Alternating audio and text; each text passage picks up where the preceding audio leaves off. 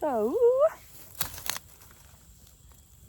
I was driving along thinking about life, and I came to some really lovely thoughts in my perspective, and I wanted to journal about them straight away as soon as I got home.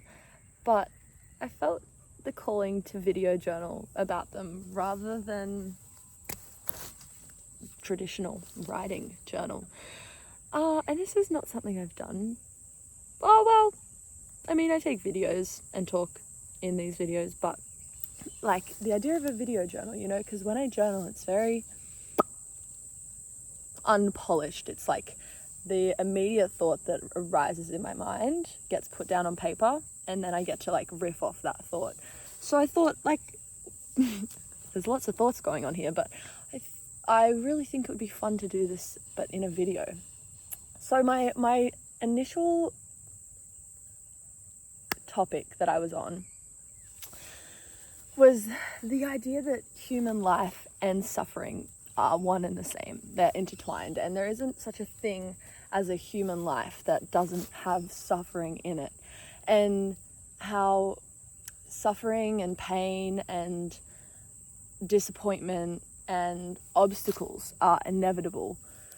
And yet, so that because they're inevitable, there's no changing them, there's no getting around them, there's no ignoring them or avoiding them. But what there is your reaction to them and how you let them shape you. And that's the key. Or what do I even mean by the key? I think that's just a point of wisdom, is realizing that who you are is made in the presence.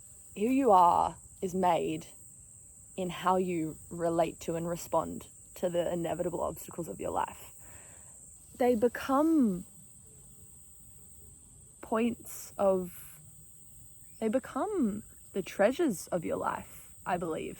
If every life is sprinkled throughout with suffering, then really what defines a human life is one's ability to live with that and live despite of that. And because of it, what is it that you're coming up against that then shapes you into who you're meant to be and how it is that you're meant to act in this world? And not that there's a predefined way you're meant to act, but that you can choose your response. And that is so powerful, and it propels you into a future of either greater love, greater acceptance, greater connection, greater joy, greater strength, or a future of more suffering, more. Recently I've been trying to brush mozzies away rather than slapping them. It's not even because I'm trying to not why have I been doing that?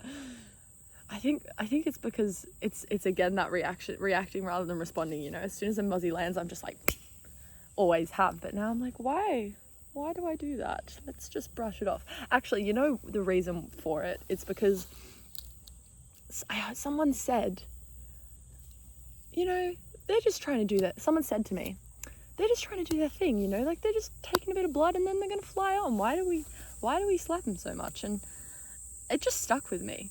And this is totally besides the point, and I'm not endorsing this. I'm not telling you to not slap away mozzies. I don't even necessarily think it's a good idea. I've had to deal with a lot more itchy bites than I have in the past.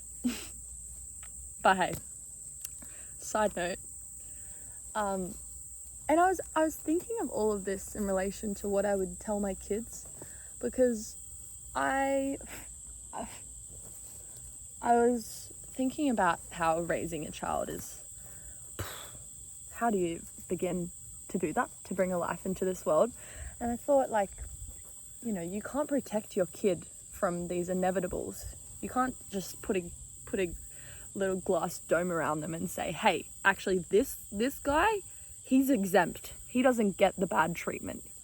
You can't do that, but you can shape them into a person or give them the tools to deal with those hardships and let those hardships craft them into a thing of beauty and of hope and of love for this world.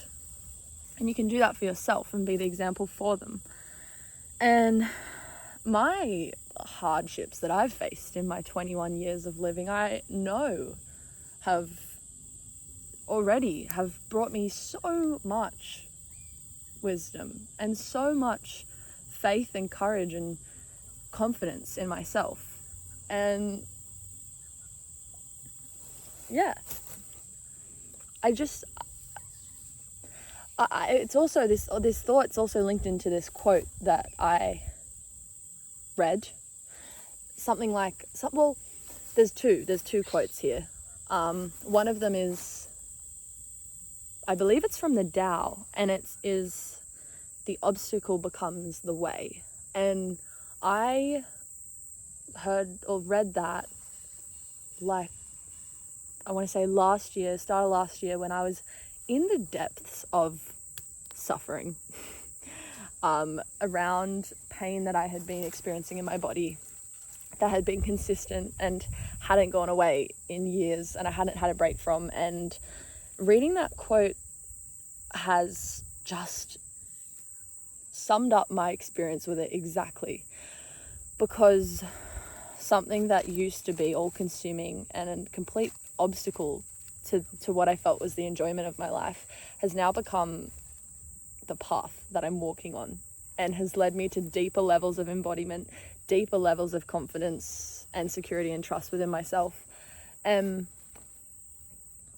other quote that I read was, your obstacles become your wings, something along those lines. And I just think they're both so true. Our obstacles are the substance that give us meaning and purpose and propel us forward if we let them, if we treat them as such, if we have the compassion to see ourselves through whatever it is we're dealing with, and trust that I want to say it's all there for a reason. I don't know, I'm less, little swipey motion, and he's just put some blood on me. I'm less flippant about that phrase nowadays. Everything happens for a reason. I don't know, I'm less flippant about it. It's one I'm pondering and turning over. Does everything happen for a reason? Is the reason what we give it? Anyway, that's another thought bubble that I'm gonna leave unpopped as of this chat. I really enjoyed this thought video journal, and I look forward to potentially more of them. If you guys, whoever's watching this video has thoughts to add to this topic, I would be so happy to hear them. So let me know.